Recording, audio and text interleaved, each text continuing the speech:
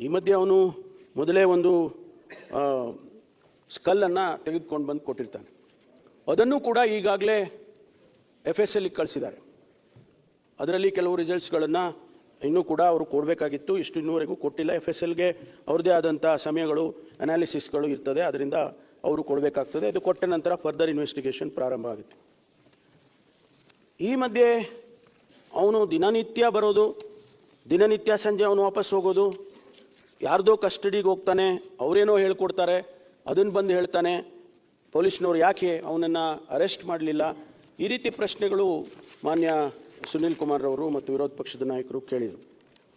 ಮಾನ್ಯ ಅಧ್ಯಕ್ಷರೇ, ಈ ವಿಟ್ನೆಸ್ಗಳಿಗೆ ಒಂದು ವಿಟ್ನೆಸ್ ಪ್ರೊಟೆಕ್ಷನ್ ಆ್ಯಕ್ಟ್ ಅಂತ ಮಾಡಿದ್ದಾರೆ, ಕೇಂದ್ರ ಸರ್ಕಾರ ಮಾಡಿದೆ. ಅದನ್ನು ರಾಜ್ಯ ಸರ್ಕಾರಗಳು ಕೂಡ ಅಡಾಪ್ಟ್ ಮಾಡಿಕೊಳ್ಳುತ್ತೆ, ಅದಕ್ಕೆ ಅವ್ರದ್ದೇ ಆದಂಥ ನಿಯಮಗಳನ್ನು ಮಾಡ್ತಾರೆ. ಈ ಸಂದರ್ಭದಲ್ಲಿ ಅವರು ಮ್ಯಾಜಿಸ್ಟ್ರೇಟನ್ನು ಅಪ್ರೋಚ್ ಮಾಡ್ತಾರೆ, ಡಿಸ್ಟ್ರಿಕ್ಟ್ ಮ್ಯಾಜಿಸ್ಟ್ರೇಟನ್ನು. ಅವರು ಆದೇಶ ಮಾಡಿದ್ದಾರೆ. ಏನಂತ ಆದೇಶ ಮಾಡಿದ್ದಾರೆ ಅಂತ ಹೇಳಿದರೆ, ಅದಕ್ಕೊಂದು ಸಮಿತಿ ಇದೆ, ಪ್ರಿನ್ಸಿಪಲ್ ಡಿಸ್ಟ್ರಿಕ್ಟ್ ಕೋರ್ಟ್ ಅಧ್ಯಕ್ಷತೆಯಲ್ಲಿ ಒಂದು ಸಮಿತಿ ಮಾಡಿದ್ದಾರೆ. ಆ ಸಮಿತಿ ಪೊಲೀಸ್ ಸೂಪರಿಂಟೆಂಡೆಂಟ್ ಇರ್ತಾರೆ, ಮೆಂಬರ್ ಸೆಕ್ರೆಟರಿಯಾಗಿ ಒಬ್ಬ ಪಬ್ಲಿಕ್ ಪ್ರಾಸಿಕ್ಯೂಟರ್ ಇರ್ತಾರೆ.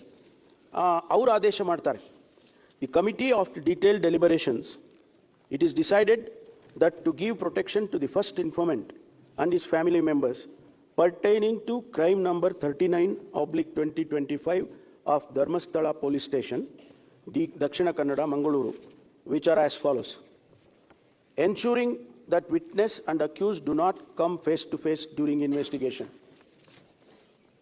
ಎರಡನೇದು, monitoring of mail and telephone calls if the first informant and his family members consented. ಮೂರನೇದು, installation of security devices in the residence of the first informant such as CCTV and alarms. 4, concealment of identity of the first informant by referring to him as English alphabet V. ಅವನ ಹೆಸರನ್ನು V ಅಂತ ಅವರೇ ಮಾಡ್ತಾರೆ. Herein afterwards the first informant has to be referred as V. 5ನೇದು, emergency contact persons for the first informant to be furnished by V. 6, regular patrolling around the house of V. 7ನೇದು, temporary change of residence to a relative's house or a nearby town if V is consented. Escort to and from the police station and court. Allowing a support person to remain present during the recording the statement by the police. The remaining protection measures will be considered at the subsequent stage if necessary arises. The above said protection measures will be in force for 60 days from today unless the situation of urgency arises to conduct the next committee meeting. ಇದನ್ನು principal district judge ಅವರು ಕೋರ್ಟ್ರಿಂದ ಆದೇಶವನ್ನು ಮಾಡ್ತಾರೆ. ಅದಕ್ಕಾಗಿ ಅವರನ್ನು arrest ಮಾಡೋದಕ್ಕಾಗಲಿ ಅಥವಾ ನಮ್ಮ ಪೊಲೀಸ್ನವರ ಪ್ರೊಟೆಕ್ಷನ್ನಲ್ಲಿ ಇಟ್ಕೊಳ್ಳೋದಕ್ಕಾಗಲಿ ಸಾಧ್ಯ ಆಗೋದಿಲ್ಲ ಅಂಥೇಳಿ ಮಾನ್ಯ ಸದಸ್ಯರುಗಳಿಗೆ ನಾನು ತಿಳಿಸೋದಕ್ಕೆ ಬಯಸ್ತೇನೆ.